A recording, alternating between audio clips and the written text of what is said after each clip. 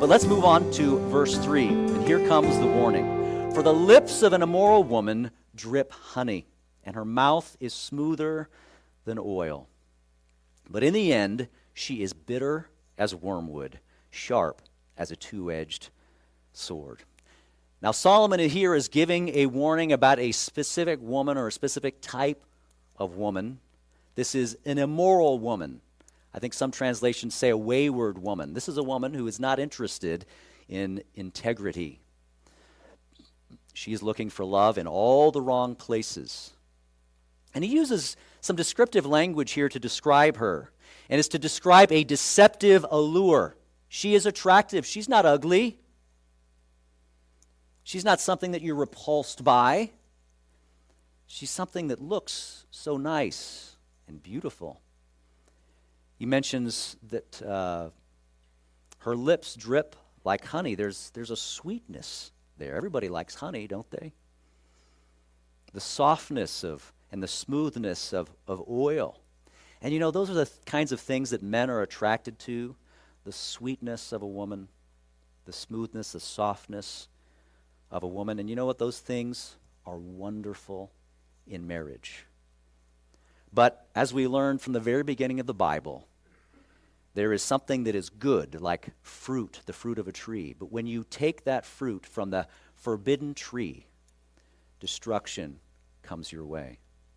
And so as he describes here, in the end, when you take of that forbidden fruit, something that does not belong to you, the end is, he says, she is bitter as wormwood. Wormwood is a poison. It's a poison.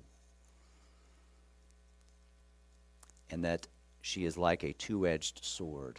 And not in the good sense, right? Not in a way to protect yourself. You're on the other end of that two-edged sword. But how could it be that this sometimes frail, delightful, seemingly innocent, tender, sweet, and soft creature could be so dangerous? Yet, that woman who looks so innocent and fair, if you go into her, will grab you by the throat and squeeze the life out of you if you allow for that temptation. Verse 5 says this, her feet go down to death. Her steps lay hold of hell. A couple chapters later in verse 7, because this is a common thing, a repeated warning throughout, especially the early part of Proverbs. This is a warning to, again, about the immoral woman. Proverbs 7:22 says this, immediately he went after her. This is the fool going after the immoral woman. And it describes it as this, as an ox goes to the slaughter, or as a fool to the correction of the stocks, till an arrow struck his liver. As a bird hastens to the snare, he did not know it would cost his life. You know, there's a description here of a frail little bird, and also a picture of a big, bulking ox. And the end of both of them is the same.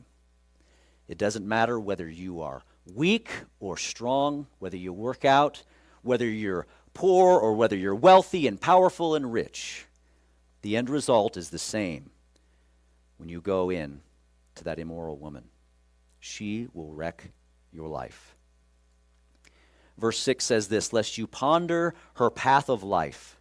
Her ways are unstable, and you do not know them. He's saying here, take some time to consider this woman and her way of life. You know, a seductress, a woman who would try to seduce a man, or vice versa, right? Works the same both ways, is an unstable person. And if you want an unstable life, go for it.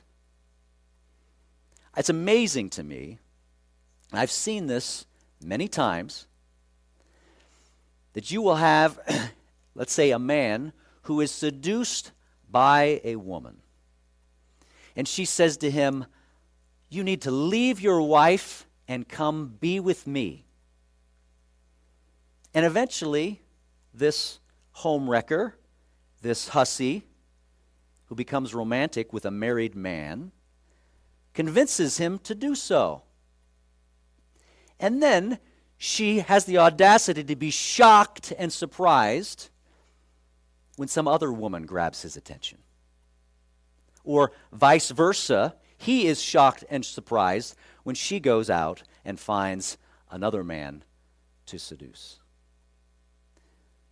Those who would seduce, those who would not just fall but pursue these sexual immorality is an unstable person. We shouldn't be surprised when instability ensues in our lives. Verse 7, therefore hear me now, my children, and do not depart from the words of my mouth. Remove your way far from her, and do not go near the door of her house. He's saying again, listen up. Hear me, and saying, my children, don't go near her. Don't hang out at her doorstep. Get far away from where she is at. But she looks so nice. She's so beautiful and dressed up, or maybe dressed down, showing off her form. And she smiles at me and she winks. She gives me so much wonderful attention. What's wrong with just walking by every once in a while? I'm not doing anything. I'm not partaking. I'm just enjoying the experience. Solomon says to his son, to his children, flee, get as far away as you can. And he says here, my children. He's talking to sons, not only sons, but also daughters as well, because this applies in the same way. And this isn't just a warning about, the prostitute on the corner of the city street. While the language here is about a seductress, about a woman, about an immoral woman, I think the bigger picture is that this is a warning about the seduction of the temptation of sexual immorality in general. And this applies both to men and women. Two young people who are not trying to seduce anyone specifically can end up seducing themselves and getting themselves into trouble because they do not treat sexuality with the kind of care and heed and warning that they ought to.